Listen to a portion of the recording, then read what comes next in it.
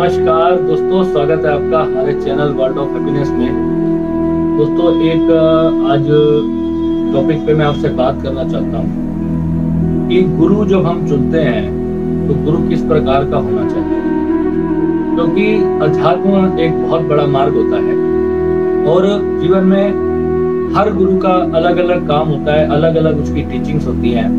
हर गुरु का अलग अलग फील्ड होता है। इसके अंदर जो तंत्र मार्ग के गुरु होते हैं उनकी विद्या अलग होती है, और जो निर्वाण की यात्रा करवाते हैं, जो मोक्ष के लिए जो गुरु होते हैं, वो कम्प्लीटली अलग होते हैं। अब जैसे मेरा वीडियो का आज का जो टॉपिक आपने देखा होगा कि अहंकारी गुरु के लक्षण, तो ये शब्द मुझे क्यों यूज करना पड़ा, पहले उसको समझ लेते हैं कि जब कोई गुरु तंत्र मार्ग को फॉलो करता है तो सीधी सी बात ये आती है कि तंत्र मार्ग जो है वो अहंकार का मार्ग है, वो समर्पण का मार्ग नहीं।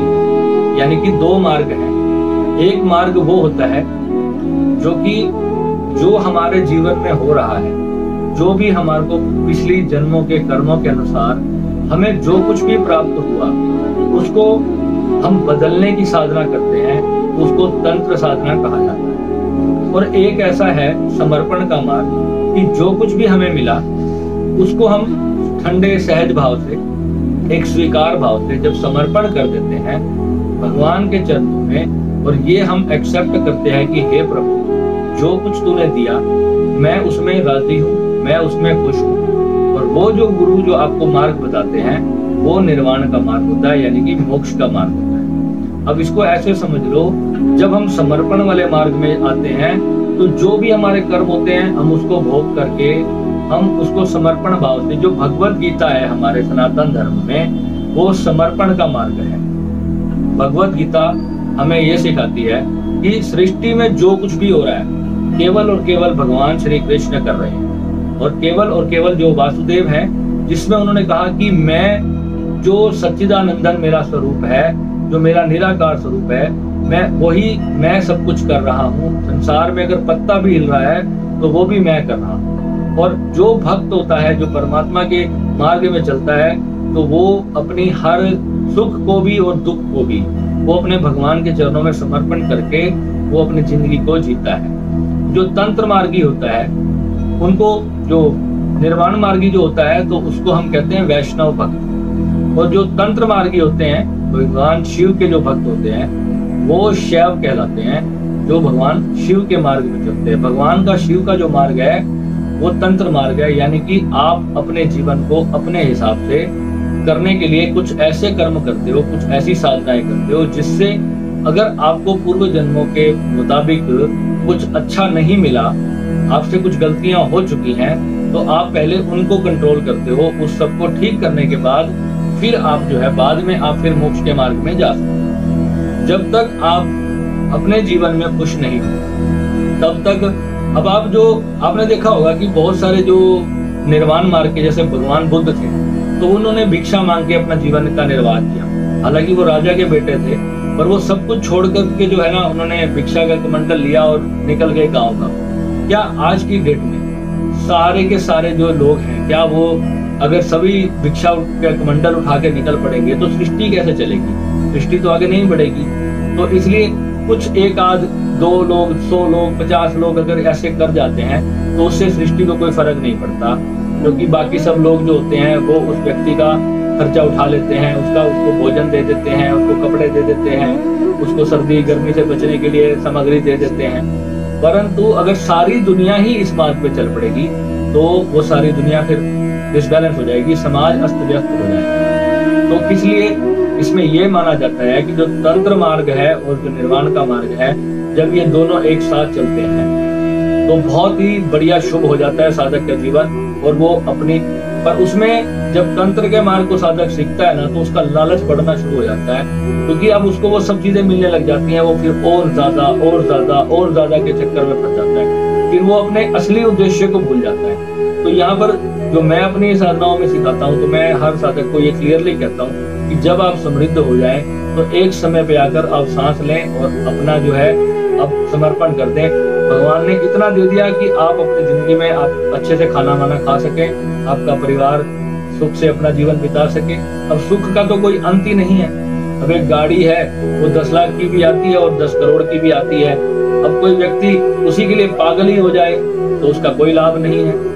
खाना खाना है तो सिंपल स्टील के बर्तन में भी खा सकते हैं और सोना चांदी के बर्तन में भी खा सकते हैं और बहुत बढ़िया इंपोर्टेड क्रोकरी में भी खा सकते हैं। अब आपकी आसक्ति इस संसार की वस्तुओं के प्रति कितनी है वो आप पर डिपेंड करता है कि कहाँ जाकर के आप सांस लेंगे, कितना धन आपको चाहिए अपने जीवन को निर्वाह करने के लिए।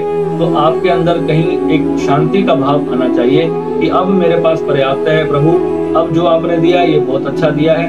और कमाल की बात यह है कि जब हमारे भीतर ऐसा भाव आना शुरू होता है ना, तो फिर भगवान कभी भी हमारे को किसी चीज की कमी नहीं रखते, क्योंकि भगवान ने गीता में स्वयं कहा है कि हे अर्जुन, जो भी मेरे मार्ग में चलता है उसके योग क्षेम की रक्षा मैं स्वयं करता हूँ। योग क्षेम होता है जो योग करता है, जो मुझसे जुड़ता है, जो मेरा ध्यान मेरी साधना करता है, उसके क्षेम की रक्षा मैं स्वयं करता हूँ। यानी कि उसके सुख के सारी सामग्री की जो व्यवस्था है वो मैं स्वयं उसके लिए करता हूँ। यानी कि उसके जीवन निर्वाह के लिए जो कुछ भी उसको चाहिए मैं उसके मार्ग प्रशस्त करता हूँ। तो भगवान निस्संदेह जब हमारी चेतना ऊपर उठती है, जब हम पॉजिटिविटी की तरफ बढ़ते हैं, तो हमारे जीवन में अच्छी अच्छी वस्तुएं अपने आप आनी शुरू हो जाती हैं। अच्छे अच्छे लोगों से हमारा मिलना अपने आप शुरू हो जाता है। सब एक चमत्कार की भांति लगता है, सब कुछ बहुत ही आनंदित होना चाहता है। तो यानी कि ये दोनों ही मार्ग एक दूसरे के पूरक होते हैं।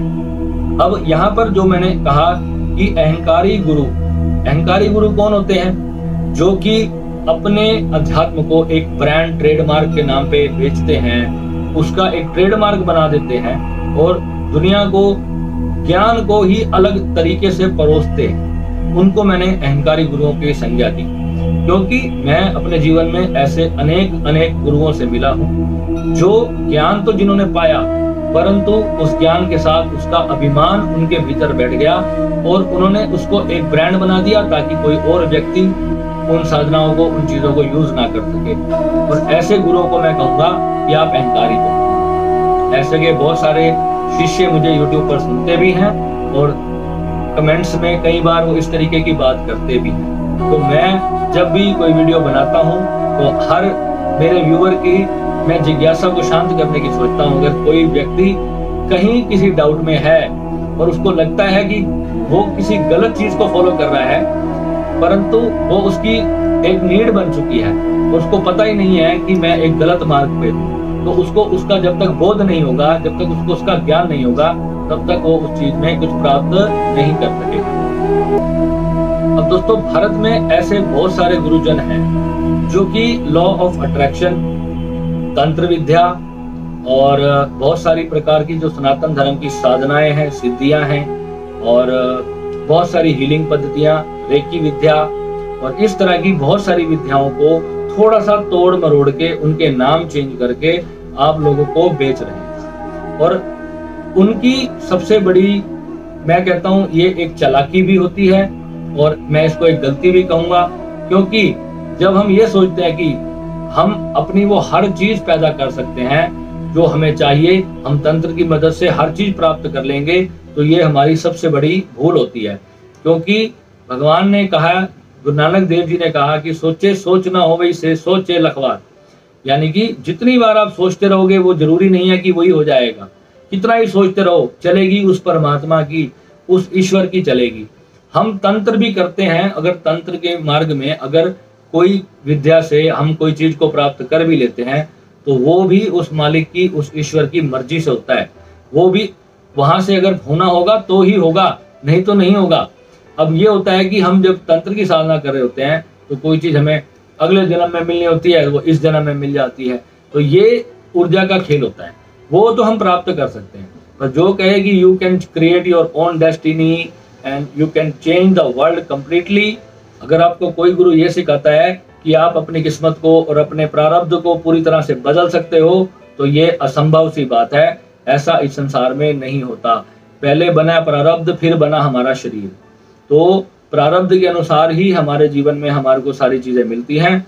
और हम अपनी भक्ति से अपने ईश्वर को जब हम प्रार्थना करते हैं, साधना करते हैं, साधना के मार्ग में भगवान इतना जरूर कर देते हैं कि हमें कहीं त्रिशूल लगना होता है तो छोटी सी सुई से काम चल जाता है।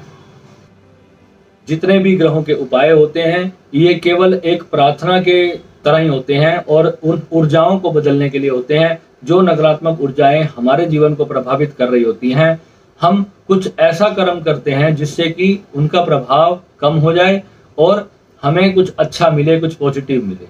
यानी कि अगर हमने पहले नेगेटिव चढ़ा रखा है तो कुछ पॉजिटिव हम करते हैं तो वो बड़ा कम हो जाता है, जो हमारा नुकसान होता है वो कम हो जाता है और कुछ अच्छे फल हमें प्राप्त होना शुरू हो जाते हैं।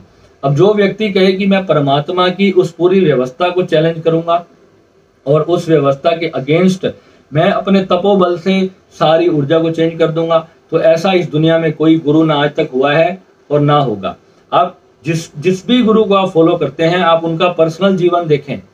आप उनका पर्सनल जीवन जब देखेंगे तब आपको मेरी बात समझ आएगी, क्योंकि जिस चीज का वो प्रचार करते हैं वो अगर उनकी अपनी लाइफ में इम्प्लीमेंट नहीं होता तो इसका मतलब समझो कि उनकी विद्या झूठी है और उनकी विद्या से कुछ भी प्राप्त नहीं होता।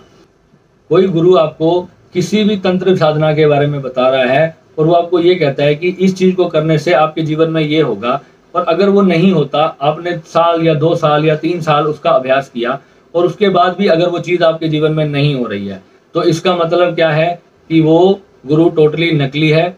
ना ही उसके अपने जीवन में उस चीज का उसने फायदा लिया है, ना ही वो आपको दे सकता है।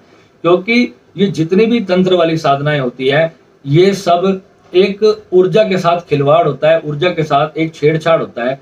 जो पास्ट लाइफ के जरिए जो हमें मिला होता है और अननोइंगली जो हमने नेगेटिव चीजें क्रिएट कर ली होती हैं, वो सब ईश्वर की इच्छा से हो रहा होता है और हम क्या करते हैं, उसको तंत्र की साधना से बदलने की कोशिश करते हैं। परंतु फिर भी होगा वही जो हरी इच्छा होगी, जो प्रभु की इच्छा होगी, जो परमात्मा की इच्छा होगी, जीवन में घटना वही घटेगी। जो समर्पण होता है उसमें यही होता है कि हे प्रभु, जो तूने दिया सब कुछ मुझे मंजूर है। हम बिल्कुल अपने आप को न्यूट्रल छोड़ देते हैं। जहां हम अपने आप को न्यूट्रल छोड़ देंगे उसके बाद जो लाइफ हो जाएगी वो धीरे धीरे धीरे अपने आप एक स्मूथ ट्रैक पे आ जाएगी और वही जीवन जो है निर्वाण का कहा जाता है। उसी मार्ग पे किसी साधक को ध्यान में मोक्ष की प्राप्ति हो सकती है और किसी भी साधना से उसको प्राप्ति नहीं हो सकती, चाहे फिर वो कितनी भी साधना करता रहे। इसलिए मैंने काफी सारी ऐसी साधनाएं आप लोगों को दी है जो कि आप जब अपने आप को पूरी तरह से निष्क्रिय छोड़ देते हो तो उसमें आपको बहुत जल्दी कुंडलिनी जागरण का अनुभव हो जाता है और बहुत ही जल्दी आपको ध्यान में गहरी उन्नति प्राप्त होती है। और जितने भी हमारे गाइडेड डिस्कोर्सेज हैं वो तो आप कर ही रहे हो और आपको पता चली जाता होगा 10 दिन के अंदर ही साधक बोलते हैं कि भैया मजा आ गया, क्योंकि इससे पहले उन्होंने अपने ब्रेन से परे की अवस्था को कभी फील ही नहीं किया होता। हम नेगेटिव और पॉजिटिव के चक्कर में इतना बुरी तरह उलझ जाते हैं कि उस पीछे की छुपी सच्चाई को हम लोग देख ही नहीं सकते। और आजकल तो गुरु ओपनली अपने आप को भगवान घोषित कर रहे हैं। ऐसे युग के अंदर आपको अपना मार्गदर्शक कैसे चुनना है ये आपने डिसाइड करना है। भगवान शिव से बड़ा इस संसार में ना कोई गुरु हुआ है और ना ही कोई हो सकता है। संसार में आपको जितने भी मिलेंगे, जब तक वो भगवान शिव से आपको नहीं जोड़ता, आपको किसी और तरह की साधना कराता है, किसी और तरह की अलग अलग पद्धतियों में फंसाता है, तो समझ लो आपको गलत मार्ग पे डाल रहा है। शून्य का मार्ग भगवान शिव का मार्ग है। इसी को इस्लाम में अल्लाह कहा गया। जो अल्लाह है वही भगवान शिव है। वास्तव में कोई फर्क नहीं है। निराकार ओंकार मूलम तुरियम।